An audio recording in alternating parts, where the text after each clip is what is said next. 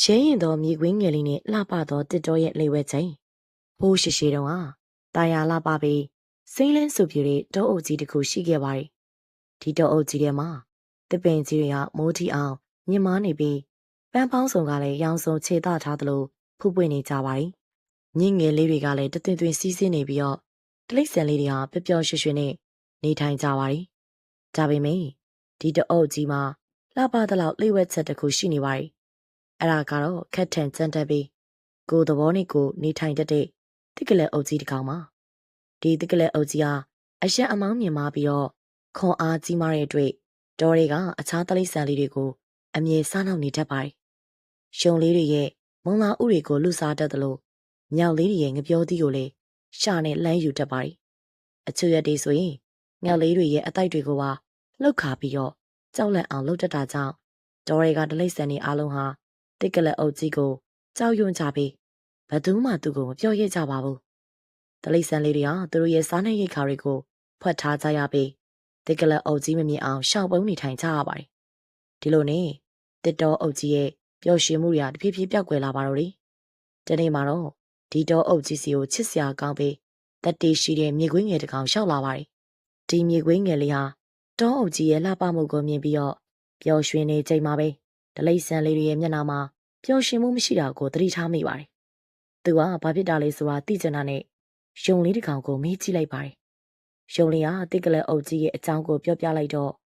မြေခွေးငယ်လေးဟာအံ့ဩသွားပြီးတော့စိတ်မကောင်းဖြစ်မိသွားတယ်။သူဟာဒီလိုမျိုးမတရားမှုတွေကိုမကြည့်နေနိုင်ပါဘူး။သူကအခြားတလိษံလေးတွေကိုကူညီပေးခြင်းစိတ်ပြင်းပြနေပါတယ်။မြေခွေးငယ်လေးဟာ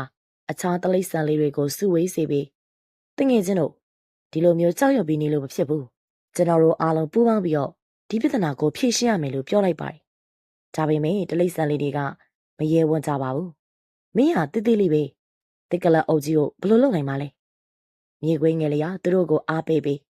အရွယ်စားကအရေးမကြီးပါဘူး။တက်တီနဲ့ဉာဏ်ပညာပိုရေးကြည့်ရလို့ပြောပါတယ်။ဒီလိုနဲ့မြေခွေးငယ်လေးဟာတိကလက်အုပ်ကြီးစီကိုတယောက်ထဲသွားဖို့ဆုံးဖြတ်လိုက်ပါတယ်။သူကတိကလက်အုပ်ကြီးရဲ့အကြိုက်ဆုံးတစ်ပင်အောင်မှာထိုင်နေတဲ့တိကလက်အုပ်ကြီးစီချင်းကပ်သွားပြီးတိကလက်အုပ်ကြီးခမရဲ့လောက်ရက်တွေကမမှန်ဘူးဗျ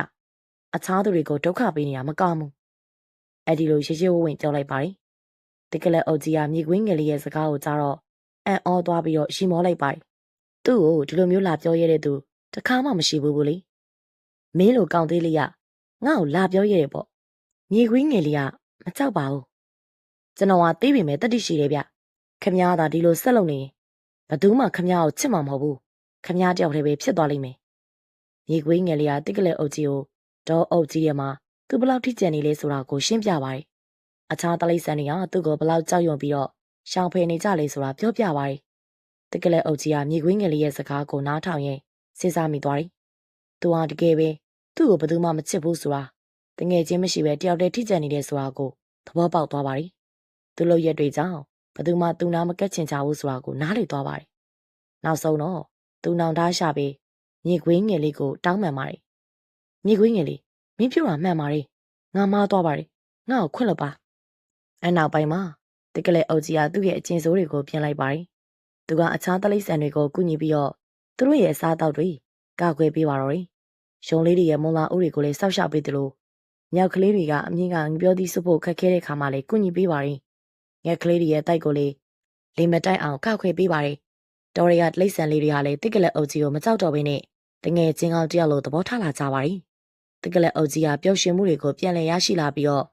တစ်အုပ်ကြီးထဲမှာအရင်ကထက်ပုံမလာပါပြီးပျော်ရွှင်စရာကောင်းတဲ့နေရာလေးဖြစ်လာခဲ့ပါတော့တယ်။ဒီပုံမြင်လေးကနေဘာသင်ခန်းစာရလဲဆိုတော့တတိရှိပါ။မှန်ကန်တဲ့အရာတွေရဲဝံ့ရက်တီပါ။ကိုလှုပ်စင်တဲ့အရာကိုလှုပ်ဖို့မကြောက်ပါနဲ့။ကျင်နာပါ။အခြားသူတွေကိုကူညီပြီးတော့ချစ်ခင်ပါ။ကိုရဲ့ကျင်နာမှုကသူများရဲ့ဘဝကိုပြောင်းလဲပေးနိုင်ပါတယ်။နောင်တရပါ။ကိုမသွားရင်ဝန်ခံပြီးတော့ပြုပြင်ပါ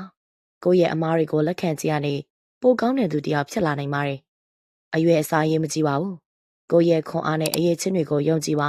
သိငယ်တဲ့သူတယောက်ကလည်းကြီးမားတဲ့ပြောင်းလဲမှုတွေကိုဖြစ်စေနိုင်ပါတယ်